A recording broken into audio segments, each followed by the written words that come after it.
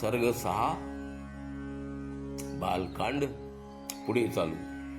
एकदा मी एकांती बसलेलो असताना आपली महती नामी वीणा वादन करीत मुखाने सर्वव्यापी श्री नारायणांचे गुणगायन करीत महर्षी नारद मज समीप उपस्थित झाले. आदर सत्कारानंतर प्रसन्नतापूर्वक बसून मला म्हणाले, हे राजा, तुझ्या अभ्युदयाचे कारण असणारे हे परम गुह्य वचन ऐकावे.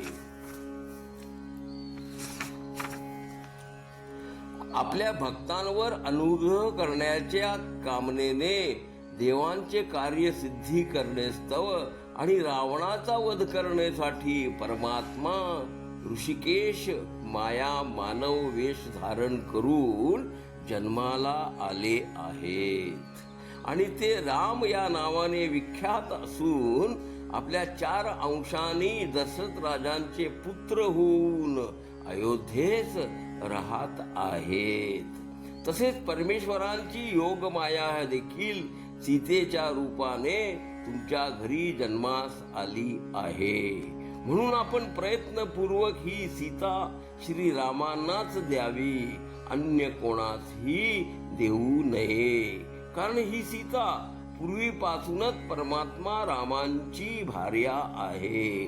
असे सांगून महर्षी नारद आकाशमार्गे प्रस्थान करते झाले. तेव्हापासूनच ही सीता म्हणजे मी श्री विष्णूंची भार्या असेच लक्ष्मी असेच की समजत आहे.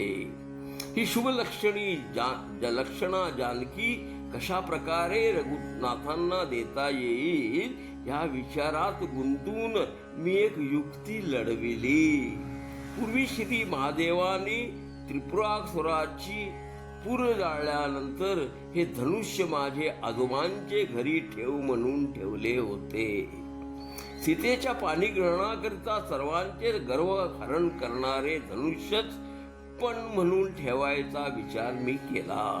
हे मुनिश्रेष्ठा, तुमच्या कृपेने कमलनयन राम हे धनुष्य पाहण्यास येथे आले, त्यामुळे माझे मनोरथ सिद्धीस प्राप्त झाले. हे रामा, सूर्याप्रमाणे दैदिप्यमान अशा आपणास एकाच आसनी विराजमान झालेले पाहून आज मला माझा जीव सफल झाला. हे रामा, तुमचे चरणोदक मस्तकी धारण करूनच ब्रह्मदेव हे सृष्टी चक्राचे प्रवर्तक झाले आहेत.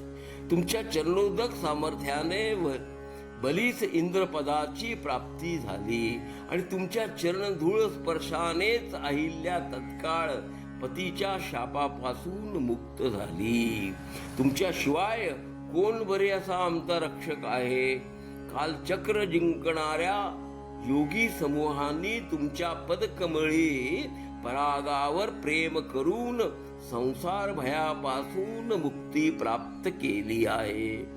तसेच ज्यांच्या नाम कीर्तनी तत्पर होऊन देवांनी दुःख आणि शोक जिंकले आहेत, अशा तुमच्या चरणी मी निरंतर शरण आलो आहे. अशा प्रकारे श्री रामांची स्तुती करून 100 कोटी स्वर्ण मुद्रा, 10,000 रथ, 10 लक्ष घोडे, 600 हत्ती, 1 लक्ष पायदळ सैन्य आणि 300 दासी जनक राजांनी महात्मा श्री रामांना अर्पण केल्या. अनेक दिव्य वस्त्रे, मोती, रत्ने यांनी तयार केलेले उज्ज्वल हार कन्या वत्सल जनकांनी प्रेमपूर्वक सीतेस दिले. त्यानंतर वसिष्ठादींनी यथासांग पूजा करून भरत, लक्ष्मण आणि शत्रुघ्न राजा दशरथ यांच्या योग्य सत्कार करून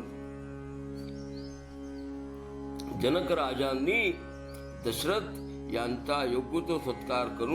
राजांनी रघुश्रेष्ठ महाराज दशरथांना निरोप दिला. त्या प्रसंगी रुदन करणाऱ्या सीतेला आलिंगन देऊन डोळ्यात अश्रू आलेल्या माता सीतेस म्हणाल्या, मुली, सासूच्या सेवेत तत्पर होऊन तू सदैव श्री रामचंद्रांचे मनाप्रमाणे वागून पतिव्रता धर्माचा अवलंब करून आनंदात राहा. त्यानंतर रघुकुळातील श्री रघुनाथांच्या प्रमाणाचे वेळी तुतार्या मृदंग आनक प्रयाणाची वेळी तुतार्या मृदंग आनक इत्यादी वाद्यांचा घोष व स्वर्गी राहणाऱ्या देवतांनी वाजवलेल्या तुतार्या मृदंग इत्यादींचा आवाज मिसळून वाढतच की गेला आणि त्या तुमुल ध्वनीमुळे सर्व प्राणी विस्मय चकित की झाले. याप्रमाणे अध्यात्म रामायण उमामहेश्वर संवादी बालकांड 6वा सर्ग मुक्त भावानुवाद सफल संपूर्ण. ह्या श्रवणानंद. हरिओम तत्सत.